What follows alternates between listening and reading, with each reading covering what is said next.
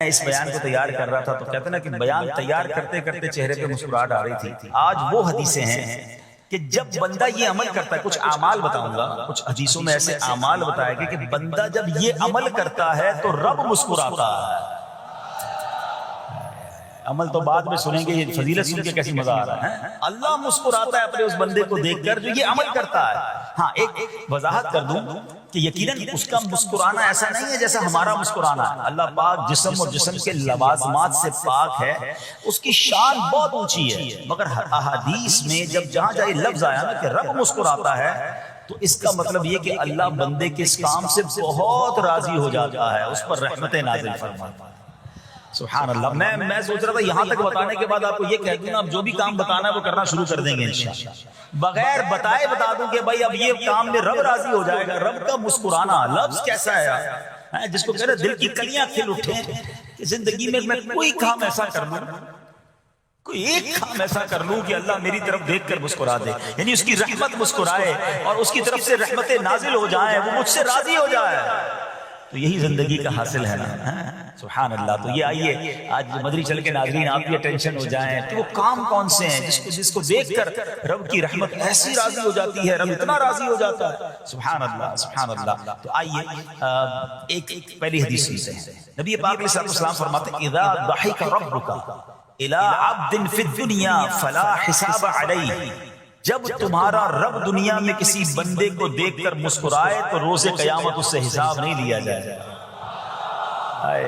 قیامت کے حساب سے بچ جائیں تو اور پھر کیا چاہیے، وہاں بلا حساب جنت میں داخلہ مل جائے. سبحان اللہ. یہ تو مزے کو مزہ آ جائے. اب کام کون سے ہیں سبحان اللہ جس میں رحمت خاص برستی ہے. سبحان اللہ. اور ابھی جن نیک اعمال کے بارے میں ہم سننے والے ہیں یہ دو اہم فضیلتیں ہیں. جب بندہ یہ نیک کام کرتا ہے اللہ پاک اس سے انتہائی راضی ہو کر اس پر رحمت نازل فرماتا ہے، اور ایسا خوش نصیب روز قیامت بلا حساب جنت میں داخل ہو جائے گا. بلا حساب ہو جنت میں داخل آیا. بلا حساب. آمین آمین آمین.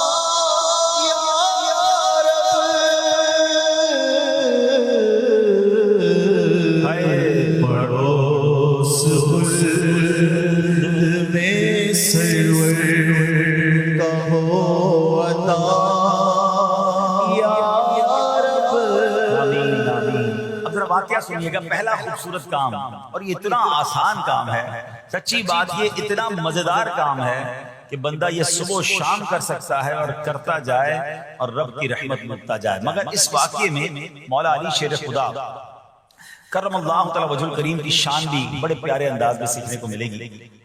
حضرت علی بن ربیعہ رحمت اللہ تعالی فرماتے ہیں ایک مرتبہ مسلمانوں کے چوتھے خلیفہ حضرت علی المرتضی شیر خدا کرم اللہ تعالی وجہہ الکریم سواری پر سوار ہوئے، مجھے اپنے پیچھے بٹھایا اور حرا نامی علاقے کی طرف چل رہے تھے. چل پڑے.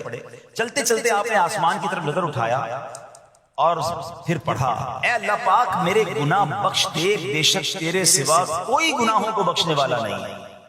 کیسی پیاری التجا ہے. تو نہیں بخشنا یا اللہ، تیرے سوا کون ہے؟ تیرے سوا گناہوں کو بخشنے والا کوئی نہیں.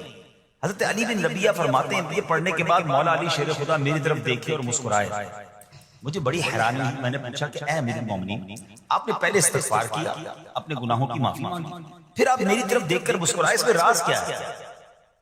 مولا علی شیر خدا کرم اللہ تعالی وجہ الکریم فرماتے ہیں کہ اپنے پرانا ایک واقعہ سنانے لگے، اپنی ماضی کی ایک یاد تازہ کرنے لگے. فرمانے لگے ایک مرتبہ پیارے آقا مکی مدنی مصطفیٰ صلی اللہ تعالی علیہ وسلم سواری پر تشریف فرما ہوئے اور مجھے اپنے پیچھے بیٹھنے کا شرف عطا فرمایا. مولا علی کو پیچھے بٹھایا نبی پاک نے اپنی سواری پر، اور ہم اسی جگہ یعنی حرا کا جو علاقہ ہے اسی طرف آ رہے تھے. اور چلتے چلتے میرے آقا علیہ السلام نے آسمان کی طرف نگاہ اٹھائی اور فرمایا اللہم اغفر لی ذنوبی، انہو لا یغفر الذنوب احد غیرک، اے اللہ میرے گناہ بخش دے، بے شک تیرے سوا کوئی گناہوں کا بخشنے والا نہیں ہے۔ پھر نبی پاک علیہ السلام میری طرف دیکھ کر مسکرائے، اے ربیہ میں نے بھی وہی سوال کیا جو آج تم نے سوال کیا تھا، علی بن ربیہ نے سوال کیا تھا نا، تو آپ مسکرائے کیوں؟ نبی پاک علیہ السلام سے مولا علی نے سوال کیا، حضور آپ نے پہلے استغفار کیا پھر آپ مسکرائے، تو نبی پاک علیہ السلام نے فرمایا اے علی جب بندہ اللہ پاک سے گناہوں کی معافی مانگتا ہے اللہ پاک اس بندے سے خوش ہو کر مسکراتا ہے، بس اللہ پاک کے اسی مسکرانے کی وجہ سے میں مسکرایا۔ اچھا اس پر بات کرتے ہیں کہ استغفار کتنی کمال کی چیز ہے، اللہ کی کتنی پسند کی چیز ہے، مگر ذرا کمال تو دیکھیے مولا علی شیر خدا کا کہ آپ نے ایگزیکٹلی وہی پورا سینیریو کریٹ کیا، وہ پورا منظر آپ نے خود کریٹ کیا، بنایا کہ اسی طرح پیچھے سواری پر علی بن ربیہ کو بٹھایا، اسی وادی میں لے کر گئے، اسی وادی میں جا کر آسمان کی طرف نگاہ بھی کی اور وہی الفاظ دہرائے جو نبی پاک نے دہرائے۔ الفاظ دہرانے کے بعد حضرت علی بن ربیہ کو مولا علی دیکھ کر مسکرا بھی رہے ہیں، اور کمال دیکھیں علی بن ربیہ سوال بھی وہی کر رہے ہیں اور میرے شیر خدا جواب بھی وہی عطا فرما رہے ہیں۔ کیسا نبی پاک سے محبت کا انداز ہے، ایچ اینڈ ایوری اسٹیپ، ایک قدم کو صحابہ فالو کیا کرتے، ہمارے اسلاف فالو کیا کرتے، مسکرایا بھی نبی پاک نے جس مقام پر جس انداز میں، وہ وہاں جا کر ویسے ہی مسکرا رہے ہیں، گویا یہ بتا رہے ہیں یہ نہ پوچھو میں کیا کر رہا ہوں، کسی کی ادا کو ادا کر رہا ہوں۔ صحابہ کرام پتہ مقامات ڈھونڈا کرتے تھے کہ کہاں کہاں میرے آقا نے نمازیں ادا کی، کہاں قیام کیا، سفر میں کہاں پڑاؤ ڈالا، ہم بھی ایگزیکٹلی اسی طریقے سے سفر کریں، وہی پڑاؤ ڈالیں، وہی نوافل ادا کریں۔ اللہ اکبر۔ اور آج ہمیں پتا چل جائے کہ یہ سنت ہے تو جواب کیا ملتا ہے؟ بھائی سنت ہی ہے نا، فرض تو نہیں ہے۔ امام صاحب سے اور مولوی صاحب سے اور علماء سے لوگ آ کے یہی سوال کر رہے تھے حضرت گناہ تو نہیں ملے گا، سنت ہی ہے نا، کوئی مسئلہ تو نہیں چھوڑ دیں۔ اللہ کے بندو سنت کو اتنا نارمل لے لیا، اب تو نیا طبقہ بن گیا، کہتے ہیں بھائی نماز میں فرض پڑھ لو بڑی بات ہے، کیا پڑھنا سنت ہے کوئی ضروری نہیں ہوتی۔ کہاں سے آ گئے لوگ جو نبی پاک کی سنت سے ہمیں دور کرنے کی بات کرتے ہیں؟ عاشق رسول کے لیے اس سے بڑی کیا بات ہے کہ پتہ چل جائے یہ نبی پاک کی سنت ہے۔ میرے آقا فرماتے ہیں من احب سنتی فقط احبنی، جس نے میری سنت سے محبت کی وہ ایسا ہے جیسے اس نے مجھ سے محبت کی۔ اور آگے سنو فرماتے ومن احبنی کان معی فی الجنہ، جس نے مجھ سے محبت کی وہ جنت میں میرے ساتھ ہوگا۔ ارے سنت پر عمل کرنا تو جنت میں جانے، اور وہ بھی نبی پاک کے ساتھ جانے والا راستہ۔ لوگ کہتے ہیں سنت ضروری نہیں۔ اللہ سلامت رکھے میرے پیر و مرشد، اللہ سلامت رکھے دعوت اسلامی کو، قدم قدم پر سنتوں کی بات دعوت اسلامی والے کرتے ہیں۔ یقیناً کچھ لوگوں کو پرابلم ہوتی ہے یار اتنی سنتوں کی بات، تمہارا بیان بھی سنتوں بھرا بیان، مدنی حلقہ بھی سنتوں بھرا، تو جناب ہر جگہ سنت کی بات۔ ارے غلام آقا کے طریقے کی بات نہ کرے تو کس کی بات کرے؟ ارے مولا علی کو تو دیکھو یار، مولا علی شیر خدا، ہم پنجتن کے غلام ہیں، اہل بیت سے محبت کرتے ہیں، صحابہ سے پیار کرتے ہیں، ان کو دیکھیں نا ایک ایک قدم کو، ایک ایک طریقے کو، ایک ایک انداز کو فالو کیا کرتے تھے۔ آپ کو پتہ ہے حضرت ابوبکر صدیق رضی اللہ عنہ کا وصال کا دن آنے والا تھا، آپ کو آخری گھڑیاں تھیں، آپ نے اپنی صاحبزادی بی بی عائشہ صدیقہ رضی اللہ تعالی عنہا سے پوچھوایا ذرا یہ تو بتاؤ نبی پاک کا جو وصال کا دن تھا وہ دن کون سا تھا؟ وصال کے وقت کپڑے کیا پہنے تھے؟ یعنی ایک ایک بات کی معلومات لے رہے ہیں۔ تمنا یہ ہے کہ نبی پاک جس دن دنیا سے پردہ فرمایا اس سنت پر بھی عمل ہو جائے، میرا انتقال بھی اسی دن ہو جائے۔ آپ غور کریں کتنی باریکی سے پیارے آقا علیہ السلام کو صحابہ کرام اہل بیت اطہار فالو کرتے تھے، اور آج پتہ نہیں کیا ہو گیا سنت۔ ابھی تھوڑے دنوں بعد انشاءاللہ حاجی حج کو جائیں گے، اللہ مجھے اور آپ کو بار بار حج کی سعادت عطا فرمائے۔ حج کے دنوں میں ایک ہی سوال ہوتا ہے، مینا کی راتیں سنت ہی ہے نہ گزارے تو حضرت کو دم تو نہیں ہو جائے گا؟ ارے تمہیں صرف دم کی فکر گئے کس لیے حج پہ؟ میرے آقا نے اگر خیموں میں مینا کے میدان میں رات گزاری تو عاشق رسول کے لیے تو اس سے بڑی راتیں کون سی ہوں گی؟ قدم قدم پر پیارے آقا کے طریقے کو فالو کرنا چاہیے۔ حاجی کو ایک ہی فکر ہوتی ہے بھائی دم تو نہیں لگ جائے گا، مولوی صاحب اور کوئی رعایت بتا دیں۔ ارے ہم گئی عبادت کرنے، سنتوں پر عمل کریں، مستحبات پر عمل کریں، بزرگوں کی اداؤں کو ادا کریں تاکہ زیادہ سے زیادہ برکتیں لوٹ کریں۔ تو بہرحال اب آتے ہیں واپس اسی عمل پر۔ کیا عمل ہے جس کو دیکھ کر رب بھی مسکراتا ہے؟ دوبارہ عرض کر دوں کہ اللہ کا مسکرانا جسم اور جسمانیت سے پاک ہے، اس کی رحمت برستی ہے، اس کی رضا مل جاتی ہے۔ اور وہ کس بات پر رضا ملتی ہے؟ کہ جب بندہ اللہ سے معافی مانگتا ہے اللہ اس کے معافی مانگنے پر بہت راضی ہو جاتا ہے. سبحان اللہ. اللہ پاک ایسے بندے سے بہت خوش ہوتا ہے. کہ وجہ پتہ کیا ہے؟ وہ فرماتا ہے دیکھو میرا بندہ جانتا ہے کہ اس سے گناہ ہوا ہے اور یہ بھی جانتا ہے کہ میرا مالک بخشنے والا ہے. اللہ کی رحمت سے مایوس نہیں ہونا ہے. گناہ ہو گیا اب فوراً توبہ کرنا ہے, استغفار کریں. سبحان اللہ. اللہم اغفر لی, اللہم اغفر لی, یہ پڑھنے کی عادت بنائیں. ٹھیک ہے, اور اس کے معنی بھی ہمیں پتا ہونا چاہیے کہ یا اللہ مجھے بخش دے, یا اللہ مجھے بخش دے. اور سبحان اللہ ہو سکے تو استغفار کے اور بھی الفاظ ہیں, استغفر اللہ استغفر اللہ. ہمارے شجرہ قادریہ تاریہ میں سید الاستغفار لکھا ہے, وہ پڑھنے کی عادت بنائیں. کم از کم 100 بار تو دن میں استغفار کریں نا. اے کاش کہ ہم استغفار کرنے والے بن جائیں. اور آپ کو شاید پتہ نہیں ہے استغفار جہاں گناہوں کی معافی ہے نا, وہاں یہ بہت سارے مسائل کے حل کی کنجی بھی ہے. آپ اگر پرابلم میں ہیں, روزی کے مسائل ہیں, اولاد نہیں ہو رہی ہے, یا کوئی بھی پرابلم ہے, وہاں کیا سنیے.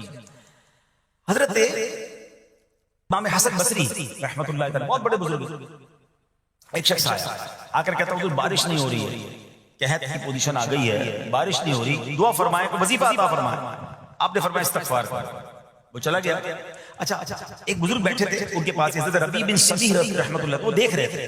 دوسرا بندہ آیا کہتا حضور تنگ دستی ہے, کاروبار میں ڈاؤن ہے, رزق میں تنگی ہے. آپ نے فرمایا استغفار کرو. تیسرا شخص آیا کہتا حضور اولاد نہیں ہو رہی ہے, حصول اولاد کے لیے وظیفہ لینا ہے, فرمایا استغفار کرو. چوتھا بندہ آیا, وہ کہتا ہے کہ حضور میرے باغ میں فصلوں میں پیداوار کی کمی ہے, فرمایا استغفار کرو. حضرت ربیع بن صبیح کہتے ہیں حضور پہلا بندہ الگ پرابلم لے کر آیا, دوسرا الگ, تیسرا الگ, چوتھا الگ, چاروں کو ایک ہی دوائی, چاروں کو ایک ہی وظیفہ, استغفار استغفار. آئے ہائے بڑوں کی بڑی بات ہے. قرآن میں بھی پڑھتا ہوں, قرآن آپ بھی پڑھتے ہیں, مگر دیکھو اللہ والے کیسے پڑھتے ہیں. کیا خوبصورت جواب دیا آپ نے. آپ فرماتے ہیں سورہ نوح پارہ 29 آیت نمبر 10 سے 12 کی آپ نے تلاوت فرمائی. اب ذرا قرآن سنیے گا. بسم اللہ الرحمن الرحیم. استغفروا ربکم انہ کان غفارا یرسل السماء علیکم مدرارا ویمددکم باموال وبنین ویجعل لکم جنات ویجعل لکم انہارا. سبحان اللہ. ذرا سنیے گا, اپنے رب سے معافی مانگو. استغفروا ربکم انہ کان غفارا, بے شک وہ بڑا معاف کرنے والا ہے. اب دے گا عطا, کیا فرمائے گا. یرسل السماء علیکم مدرارا, وہ تم پر موسلا دھار بارش بھیجے گا. وَيُمْدِدْكُمْ بِأَمْوَالٍ وَبَنِينَ وَيَجْعَلْ لَكُمْ جَنَّاتٍ وَيَجْعَلْ لَكُمْ أَنْهَارًا. فرمایا اور مالوں اور بیٹوں سے تمہاری مدد فرمائے گا, اور تمہارے لیے باغات بنا دے گا, اور تمہارے لیے نہریں بنائے گا. باغات بھی بڑھ رہے ہیں, اولاد بھی عطا ہو رہی ہے, مال بھی بڑھ رہا ہے, بارش بھی ہو رہی ہے. کس چیز سے؟ استغفار سے. تو استغفار یہ آپ کے بہت سارے پرابلمز کا حل ہے, مسائل کا حل ہے.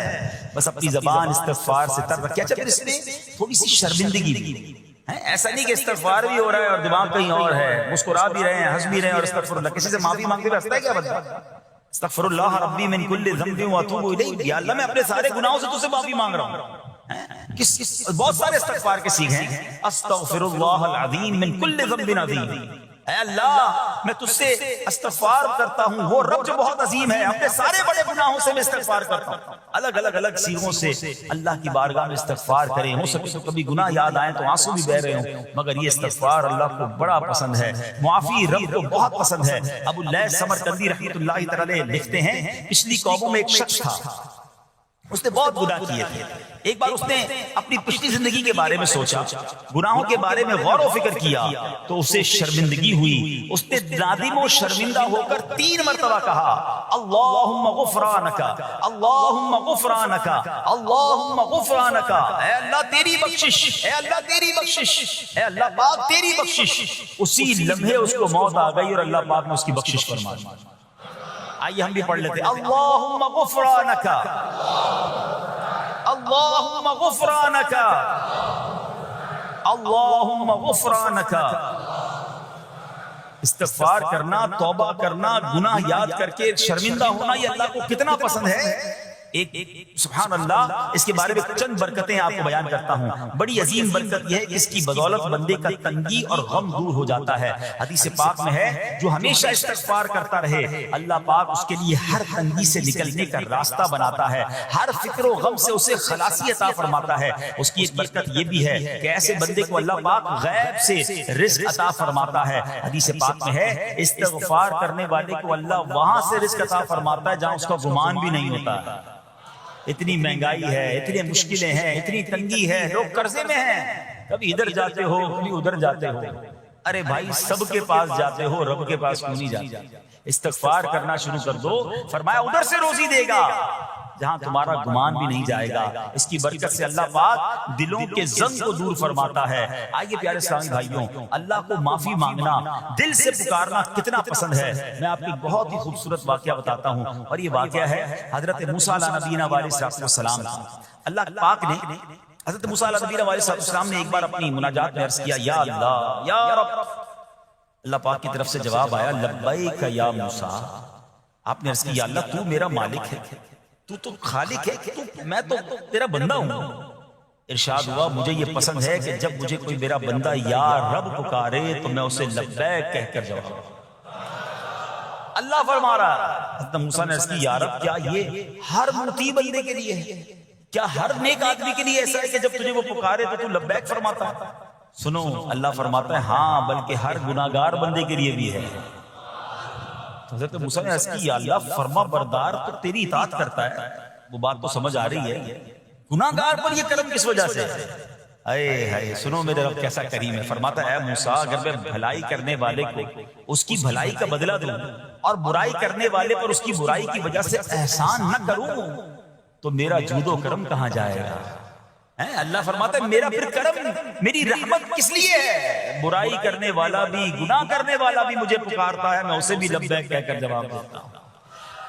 حضرت موسیٰ علیہ نبینا علیہ السلام کو ایک بار وحی نازل ہوئی کہ اے موسیٰ فلاں علاقے میں جاؤ، ہمارا ایک نیک بندہ اس کا انتقال ہو گیا ہے، جا کے اس کو غسل دو، اس کو کفن دو اور اس کا جنازہ پڑھو۔ حضرت موسیٰ وہاں پہنچ گئے، اور جب وہاں جا کر آپ نے لوگوں سے کہا کہ مجھے فلاں بندے کے پاس لے جاؤ جس کا انتقال ہوا ہے، مجھے غسل دینا ہے، کفن پڑھنا ہے، جنازہ پڑھنا ہے، لوگوں نے کہا حضرت یہ تو زمانے کا گناہگار، بڑا بےہودہ، بڑا بدکار شخص تھا، آپ کو رب کا حکم تھا، آپ نے غسل بھی دیا، کفن بھی پہنایا، جنازہ بھی پڑھا، پھر رب کی بارگاہ میں عرض کی، مولا بندے تو یہ کہہ رہے ہیں یہ تو بہت برا آدمی تھا، تو نے مجھے بھیجا اور فرمایا تیرا پیارا بندہ، میں نے جنازہ بھی پڑھ دیا، غسل اور کفن بھی دیا۔ اگر آپ سوچیں کہ کسی کا جنازہ حضرت موسیٰ پڑھ دیں تو اس کی تو بخشش کا تو کوئی مسئلہ ہی کوئی نہیں نا، وہ تو اللہ کے نبی جس کا جنازہ پڑھے غسل دے، تو یا اللہ تو نے ایسا انتظام فرما دیا۔ تو رب کریم کی طرف سے پتہ کیا جواب آتا ہے؟ اللہ فرماتا ہے اے موسیٰ، بندے سچ کہتے ہیں، یہ بندہ واقعی بڑا گناہگار تھا، جو علاقے والے شہر کے لوگ کہہ رہے ہیں نا ٹھیک کہہ رہے ہیں، یہ بندہ تھا ہی ایسا۔ یا اللہ جب اتنا گناہگار تو اتنی بڑی مہربانی کس وجہ سے؟ ارشاد ہوا اے موسیٰ، اس بندے نے مرنے سے پہلے مجھ سے 5 کلمات کے ذریعے بات کی، مناجات کی، مجھے پکارا، 5 سینٹنس تھے، 5 کلمے تھے، اور اے موسیٰ اس کی وجہ سے میں نے اس کی مغفرت فرما دی۔ حضرت موسیٰ کہتے ہیں یا اللہ وہ 5 کلمے تو بتا دے، وہ 5 کیسے جملے تھے کہ علاقے میں سب سے مشہور بدکار اور اس کا انتقال ہو تو رب مغفرت بھی فرمائے اور اپنے نبی کو فرمائے جا کے جنازہ پڑھو۔ تو آپ نے کہا یا اللہ وہ 5 کلمات بتا دے۔ اب ذرا یہ 5 کلمات سنیے گا، ایکچولی جو بات سمجھنی ہے نا، استغفار ہے کیا، معافی مانگنا ہے کیا، توبہ کیا ہے۔ اللہ فرماتا ہے کہ ہم نے سنا کہ جو بندہ اللہ سے استغفار کرتا ہے اللہ اسے دیکھ کر مسکراتا ہے، اس کی وجہ یہ کہ بندہ رب کی بارگاہ میں اپنے آپ کو سرنڈر کرتا ہے، اپنے گناہ یاد کرتا ہے، اپنی کم مائگی کا اظہار کرتا ہے۔ وہ کہتا ہے الندم التوبہ، شرمندگی توبہ، شرمندہ ہو جائے نا انسان۔ دنیا میں پتہ کیا معاملہ ہے، ہم کسی عدالت میں جا کر کہہ دیں ہم نے جرم کیا، اقبال جرم، ٹھیک ہے، تو کیا ہوتا ہے، جج کہتا ہے پھر اس کو گرفتار کرو اور سزا سناؤ، بندہ خود ہی مان رہا ہے، گواہوں کی ضرورت کیا ہے۔ دنیا کی عدالت میں اقبال جرم پر سزا ملتی ہے، میرے رب کی رحمت کی عدالت دیکھو، بندہ وہاں جا کر اقبال جرم کر لے، شرمندہ ہو جائے، معافی مانگ لے، اللہ اس کے سارے گناہ معاف فرما دیتا ہے۔ یہ فرق ہے دنیا والوں میں اور رب کی عدالت میں، سبحان اللہ۔ وہ حضرت موسیٰ کہتے ہیں یا اللہ وہ 5 کلمے بتا، اور بتائے گئے تو وہ 5 کلمے سنیے گا ذرا۔ وہ بندہ کہتا ہے مرنے سے پہلے اے رب تو جانتا ہے میں نیکوں سے محبت کرتا ہوں اگرچہ خود نیک نہیں ہوں. یا رب تو جانتا ہے میں فاسقوں سے بغض رکھتا ہوں اگرچہ میں خود فاسق ہوں. سمجھ رہے ہیں بات؟ اے اللہ نیکوں سے پیار کرتا ہوں، مجھے پتا ہے میں خود نیک نہیں ہوں. میں گناہ گاروں سے نفرت کرتا ہوں حالانکہ میں خود بھی گناہ گار ہوں. کہیں بھی اپنی بڑائی نہیں ہے، میں گناہ گار، میں بدکار، مگر اللہ میں پیار کرتا ہوں نیک لوگوں سے. تیسرا جملہ کیا تھا؟ یا رب اگر مجھے معلوم ہو جائے کہ میرے جنت میں داخل ہونے سے تیری ملکیت میں کوئی کمی آ جائے گی تو اے اللہ میں تجھ سے پھر جنت کا سوال کرنا چھوڑ دوں. مجھے یہ پتا ہے یا اللہ تو نے مجھے جنت میں داخل کیا نا، تیری جنت میں کوئی کمی نہیں آئے گی، بہت بڑی ہے، اب مجھے داخل بھی کرنے سے تیرا کچھ نہیں جائے گا. اگر کچھ جاتا ہوتا تو یا اللہ میں جنت تیرے سے مانگنا چھوڑ دیتا. چوتھا جملہ کیا ہے؟ اے رب اگر مجھے معلوم ہو جائے کہ مجھے جہنم میں داخل کرنے سے تیری ملکیت میں اضافہ ہو جائے گا تو میں پھر جہنم سے پناہ نہیں مانگوں گا. یعنی اگر تو تیرے ملک میں تیری شان میں اضافہ ہو رہا ہے مجھے جہنم میں ڈالنے سے، پھر تو میں نہیں کہوں گا تجھے کہ جہنم سے نکال. مگر مجھے پتا ہے تو پہلے ہی مالک ہے، تو پہلے ہی خالق ہے، سب کچھ تیرا ہے، مجھے جہنم میں ڈالنے سے تیری کوئی ملکیت میں اضافہ نہیں ہونا. اور آخری بات کیا کہتا ہے؟ یا رب اگر تو مجھ پر رحم نہ کرے گا تو پھر کون کرے گا؟ اللہ فرماتا ہے اے موسیٰ میں نے اس پر رحم کیا، یہ میرے کرم کے لائق تھا، میرے کرم کے لائق نہیں تھا کہ میں اسے ناکام لوٹا دیتا. جب اس نے کلمات کہے تو میں نے اسے درگزر فرمایا، اس کی مغفرت فرما دی اور میں ہی بخشنے والا مہربان. تو اے میرے پیارے اسلامی بھائیوں، آج وہ کام سیکھ کے جانا ہے، سمجھ کے جانا ہے جس کو جو بندہ کرتا ہے تو رب کی رحمت گویا مسکراتی ہے. وہ یہ ہے کہ اللہ سے معافی مانگتے رہیں، استغفار کرتے رہیں، اللہ کو راضی کرنے کی کوشش کرتے رہیں، اپنے گناہوں پر ندامت رکھیں کہ جو معافی مانگتا ہے نا اللہ اسے بہت پسند فرماتا ہے. حدیث پاک میں آتا ہے التائب من الذنب کمن لا ذنب له، گناہوں سے توبہ کرنے والا ایسا ہے جیسا اس نے گناہ کیا ہی نہیں ہے.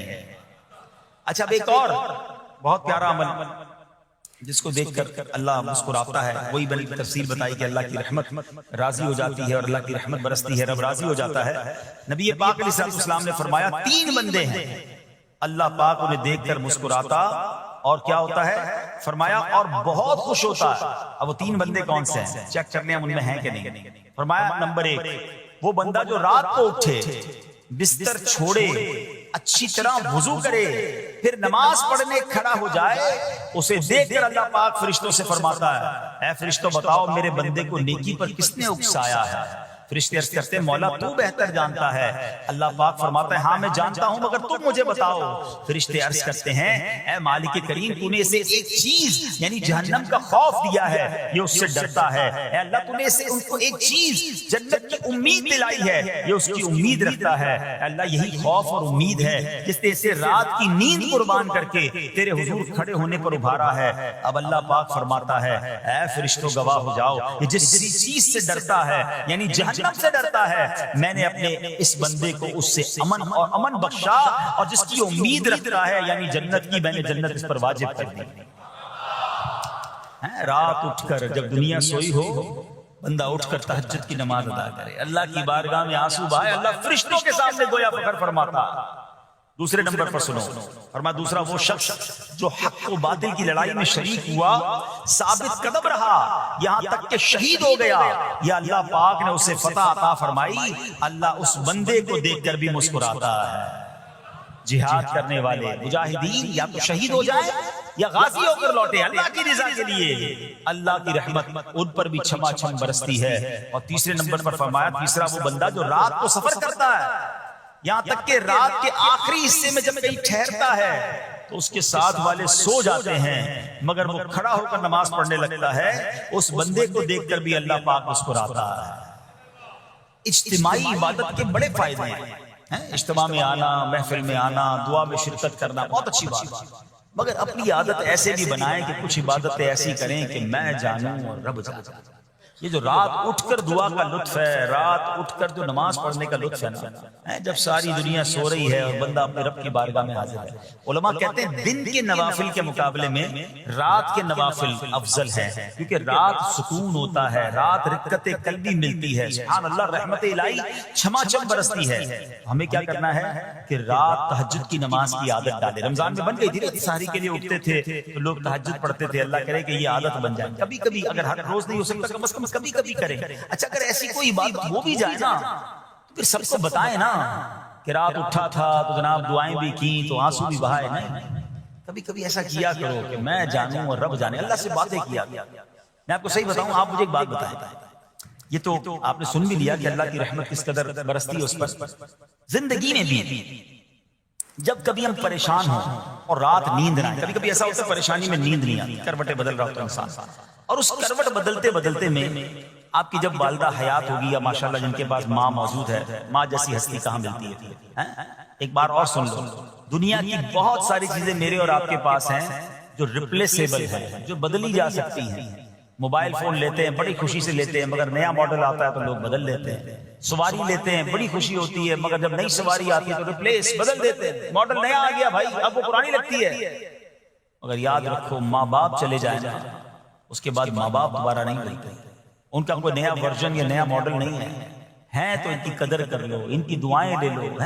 تو بہرحال آپ کبھی کبھی تکلیف میں ایسا ہوا ہو کہ رات کو نیند نہ آئی ہو، بے قرار ہو کر ماں کے پاس گئے، آنکھوں میں آنسو لے کر کہ ماں میں پریشان ہوں، بیمار ہوں، یا قرضے میں ہوں، یا فلاں پرابلم ہے۔ ماں نے کیا کیا تھا؟ کروٹ بدل کر سو گئی تھی کہ بیٹا تو جان تیرا کام جانے، یا ماں خود بھی بیدار ہو گئی، سینے لگایا اور دعا کرنا شروع کر دی؟ بھائی ہم روئے تو ماں بھی روئی، یہ ہے نا ماں۔ میری تکلیف، ایسا لگتا ہے کہ مجھے کبھی کبھی یہ فیصلہ کرنا مشکل ہوتا تھا کہ تکلیف مجھے زیادہ ہوتی ہے میری تکلیف میں، یا میری والدہ کو زیادہ ہوتی ہے؟ بیمار میں ہوں، تکلیف اسے، یہ رشتہ کہاں ملتا ہے؟ مگر مجھے ایک بات بتاؤ، جب میری تکلیف پر رات نیند چھوڑ کر بستر چھوڑ کر میں ماں کے پاس گیا، ماں نے سینے لگایا، تو اگر میں اپنا بستر چھوڑ کر آنکھوں میں آنسو لیے میری ماں سے مجھے کہیں زیادہ پیار کرنے والے رب کی بارگاہ میں چلا گیا، تو اس کی رحمت کیا مجھے مایوس کر دی؟ میری ماں کے دل میں جو مامتا ہے نا، وہ بھی میرے رب نے ڈالی ہے، تو رب کی رحمت کتنی ہوگی؟ تو کبھی کبھی اللہ کی بارگاہ میں رات کے اس پہر حاضر ہوا، جو پرابلم ہے آپ کی، جو مشکل ہے آپ کی، آپ یقین کریں، آپ اللہ کی بارگاہ میں تہجد کے وقت رات کے آخری پہر آنسو بہائیں، دعائیں کریں، نوافل پڑھیں، پھر دیکھیں آپ کے دل کو تسلی کیسے ہوتی ہے، آپ کا ایمان تازہ ہو جائے گا، اور آپ نے دیکھا کہ ایسے وقت عبادت کرنے والوں سے رب کتنا راضی ہوتا ہے۔ اللہ کرے یہ بات ہمیں سمجھ آ جائے۔ اسی طرح عظیم صحابی حضرت عبداللہ ابن مسعود رضی اللہ عنہ سے روایت ہے، پیارے آقا مکی مدنی مصطفیٰ صلی اللہ علیہ وسلم نے فرمایا، ایک بندہ رات کو اٹھتا ہے، اچھی طرح وضو کرتا ہے، پھر اللہ پاک کی حمد کرتا ہے، اس کی بزرگی بولتا ہے، اپنے نبی علیہ السلام پر درود پڑھتا ہے، قرآن کھول کر پڑھنا شروع کر دیتا ہے، یہ وہ بندہ ہے جسے دیکھ کر اللہ پاک مسکراتا ہے اور فرماتا ہے، دیکھو میرا بندہ عبادت کر رہا ہے جبکہ اسے میرے سوا کوئی نہیں دیکھ رہا۔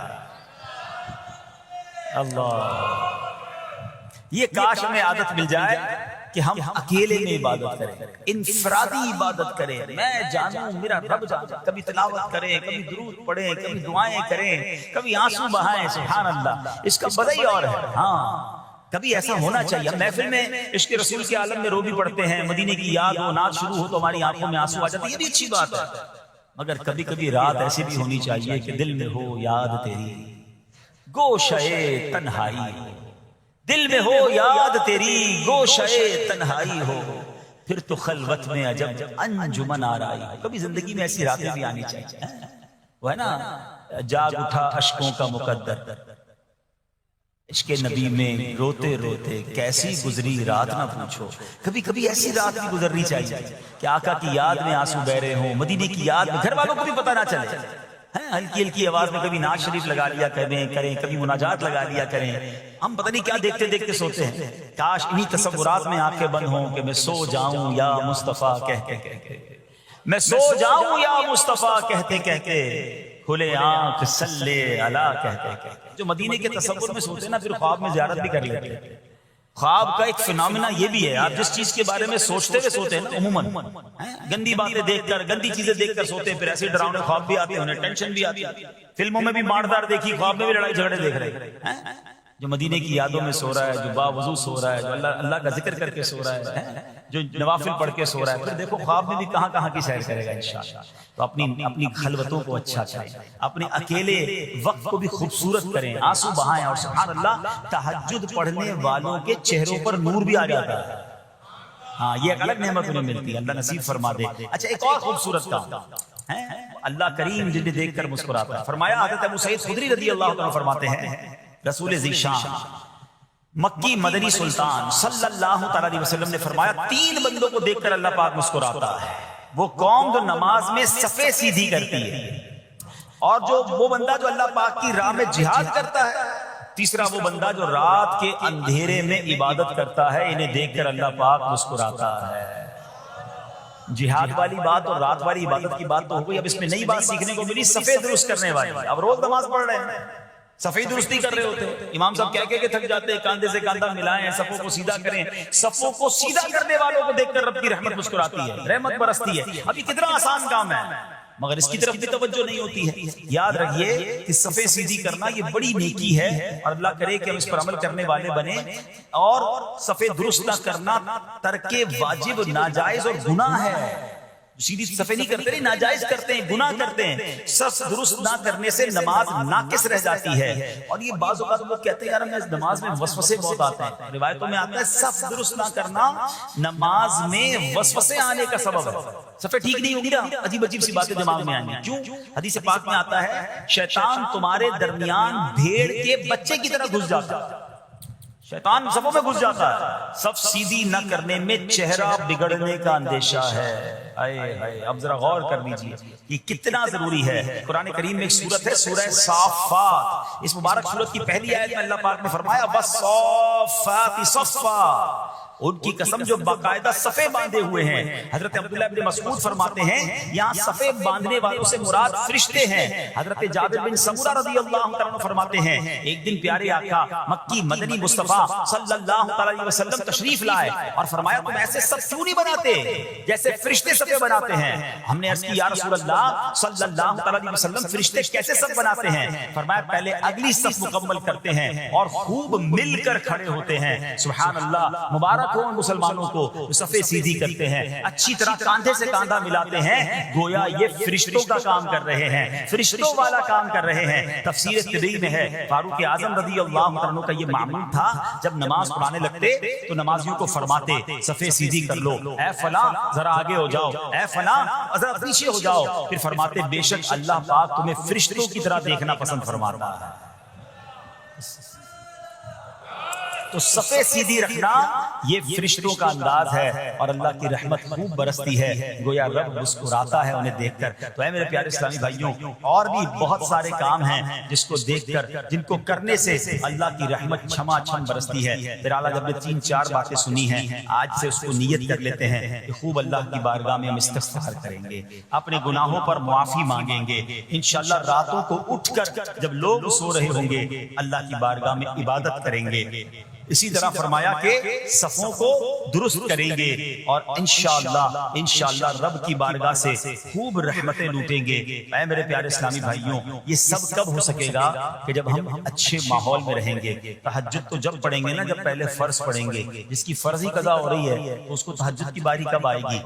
استغفار تو جب کرے گا جب ایسے ماحول میں آئے گا کہ جہاں گناہوں کو یاد دلا کر معافی مانگنے کا ہمیں انداز اور اس کی فکر دی جائے۔ تو آج کے اس پرفتن دور میں دعوت اسلامی کا یہ پیارا ماحول آپ کے سامنے ہے، اس ماحول سے وابستہ رہیں۔ ہفتہ وار اجتماع میں، مدنی قافلوں میں، ہفتہ وار مدنی مذاکرے میں شرکت کرتے رہیں گے تو انشاءاللہ ان نیکیوں کا جذبہ بھی ملتا رہے گا اور انشاءاللہ ایسے کام کرنے میں اللہ کرے کامیاب ہو جائیں۔ تصور ہی کتنا پیارا ہے، یقین کریں، میں شاید پتہ نہیں وہ فیلنگ آپ کو محسوس ہو رہی ہے کہ نہیں، یہ تصور ہی کتنا پیارا ہے کہ کبھی میں کوئی ایسا عمل کر لوں کہ رب کی رحمت مجھے دیکھ کر مسکرا دے۔ ہیں اللہ راضی ہو جائے، اللہ خوش ہو جائے، اور کیا چاہیے، میری تو زندگی کا حاصل ہو گیا نا۔